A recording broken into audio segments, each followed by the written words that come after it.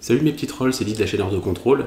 Je vous retrouve ce soir pour une vidéo sur la keynote d'Apple qui a eu lieu ce soir à New York. Et donc je vais vous faire le petit résumé de tout ce qu'on a pu voir sur cette keynote avec le MacBook Air, le Mac Mini et l'iPad Pro et tout ce qui va avec, c'est-à-dire l'Apple Pencil et le Smart Keyboard. Donc je vais vous montrer ça tout de suite, on va faire le résumé un petit peu de toute cette keynote. Et c'est parti, on envoie l'intro.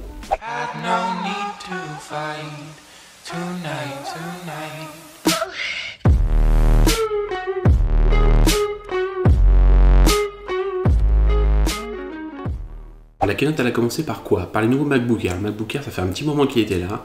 Ça fait un petit moment que ce MacBook Air n'avait pas été renouvelé. On était toujours sur l'ancien design, les anciens processeurs. Enfin, ça a été renouvelé en 2017. Mais c'était encore des vieux produits et il manquait un petit peu de fraîcheur.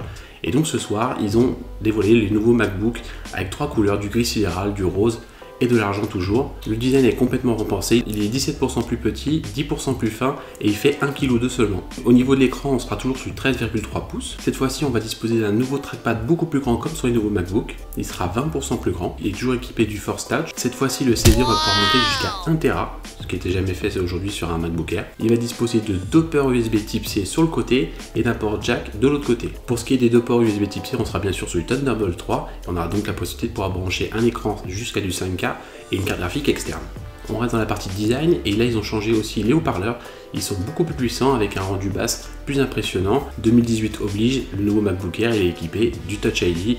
Donc on retrouve le Touch ID en haut à droite du clavier afin de pouvoir déverrouiller son Mac, de pouvoir faire des achats Apple Pay et bien sûr comme il y a le Touch ID sur ce Mac, il est intégré de la puce T2. Côté clavier, c'est exactement le même que tous les nouveaux MacBook. Donc on trouve des claviers très fins avec le nouveau toucher et de nouvelles sensibilités. Et ce MacBook Air il a un petit côté écolo, il est entièrement fait en aluminium 100% recyclé. Donc il sera disponible dès le 7 septembre à 1199 $. Le prix en euros va arriver dans la foulée. Ça sera pour le modèle 8 Go avec le processeur à 1,6 GHz et les 128 Go de SSD. Forcément, le modèle 1 Tera va être beaucoup plus cher. Dans la famille Mac des produits oubliés, il y avait aussi le Mac Mini. Le Mac Mini, ça fait un moment qu'il n'a pas été renouvelé. D'ailleurs, j'ai actuellement un Mac Mini qui commence à se faire un petit peu vieux. Et bien ce Mac Mini, il a aussi été renouvelé. On est passé sur un coloris en gris sidéral cette fois-ci. On a eu une super présentation où il est arrivé comme un ovni posé sur un bureau. C'est super beau. Je vous invite à aller voir la keynote en vidéo pour voir ça. Et donc ça a été renouvelé enfin, donc on a un produit qui est beaucoup plus puissant, beaucoup plus pro. Désormais ils intègrent tous des processeurs à 4 cœurs minimum et il y a une option à 6 cœurs. Et tout ça forcément dans une 8e génération Intel. Pour donner une petite comparaison, le Mac Mini de 2018 est à peu près 5 fois plus puissant que le Mac Mini d'ancienne génération. Donc là on va vraiment avoir un gap en termes de puissance. Pour ce qui est de la RAM, là cette fois-ci on va pouvoir monter jusqu'à 64 Go, pas mal pour les monteurs vidéo comme moi. Ça va pouvoir nous aider un petit peu plus parce que ça commence un peu à saturer sur Final Cut. Et pour le disque dur, on est entièrement sur du SSD et on va pouvoir monter jusqu'à 2 Tera. Et forcément, petit Mac Mini, on se pose la question du refroidissement. Le refroidissement a été amélioré. On est sur un refroidissement à peu près similaire à ce qu'on peut faire sur un iMac Pro. En tout cas, il est promis qu'il ne va pas trop chauffer. Donc on va voir ce que ça va donner. En tout cas, moi je pense que je vais passer sur cette machine-là. Donc on fera le test et on verra bien ce que ça va donner. Côté connecteur, on va retrouver donc 4 ports Thunderbolt 3 en format USB Type C. On va retrouver de l'Ethernet, un port HDMI et encore deux autres ports USB traditionnels. Et pour en revenir à la finition donc est en aluminium 100% recyclé. Il sera lui aussi disponible à partir du 7 novembre et à 799 $ pour le premier modèle, donc à peu près la même chose en euros. Et sans plus attendre, on passe au nouvel iPad Pro. L'iPad Pro qui a buzzé pas mal, on a attendu beaucoup de ce nouveau produit et c'est temps que ça change de design.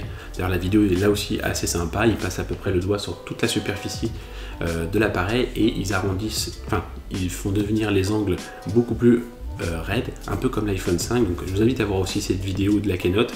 Donc c'était vraiment sympa, on a vu la transformation du design juste en passant le doigt autour, c'était vraiment bien fait. On a un produit qui est vraiment plat et non plus arrondi, c'est plutôt sympa.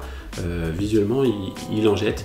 Côté écran, on est maintenant sur deux modèles, ça commence à partir du 11 pouces et on a toujours un modèle 12 pouces 9. Pour le 11 pouces, donc nouveau modèle, nouvelle taille. 12 pouces 9, il est plus petit que le 12 pouces 9 actuel forcément car les bords ont été complètement réduits. Il y a la disparition du bouton Home juste en bas.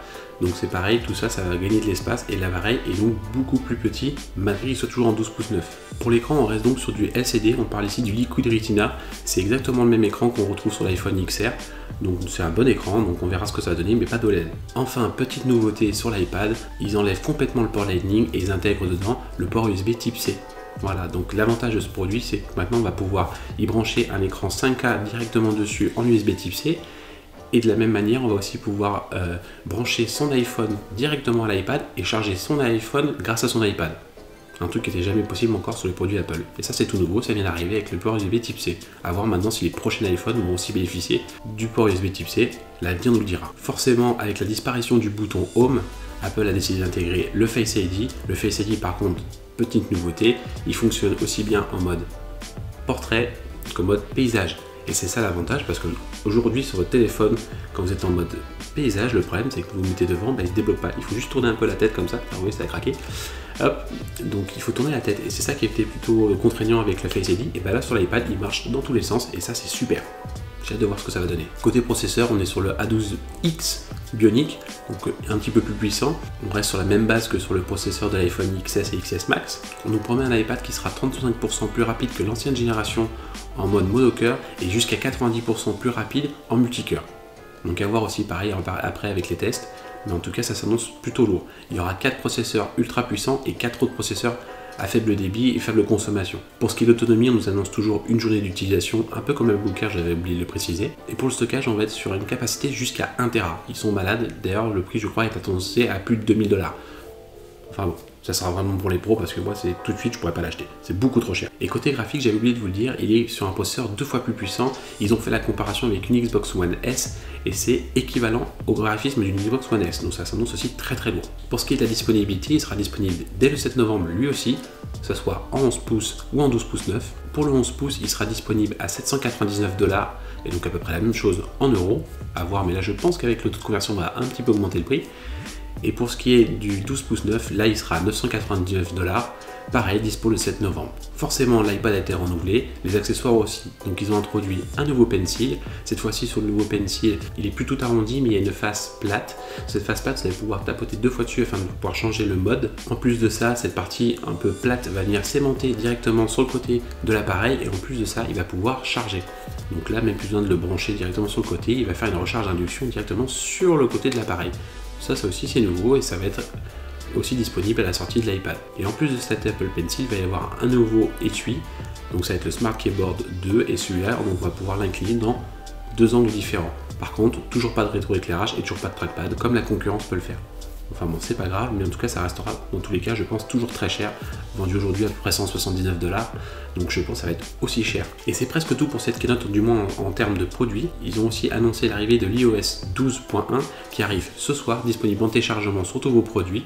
Et ce nouveau iOS 12 va donc intégrer les nouveaux animojis, ainsi que la conversation à plusieurs en mode FaceTime et plein d'autres nouveautés. Enfin tout sera bien expliqué sur le site d'Apple. Voilà, pour moi cette vidéo elle est terminée, je vous remercie d'avoir suivi jusqu'à la fin pour ceux qui sont restés jusqu'à la fin.